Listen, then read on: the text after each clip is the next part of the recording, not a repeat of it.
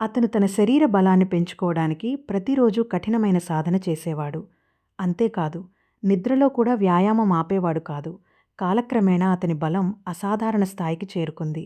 అదే సమయంలో శతాబ్దానికి ఒక్కసారి మాత్రమే జరిగే మహా కుస్తీ పోటీ ప్రారంభమైనారు.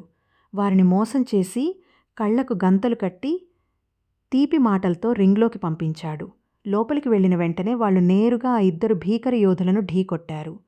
వాళ్ళు కోపంతో ఉగ్రరూపం దాల్చారు. భారీ ఇనుప బరువును చేతులతోనే నలిపేశాడు. మరొకడంత శక్తివంతంగా ఊదాడు. అందరూ ఆశ్చర్యపోయారు.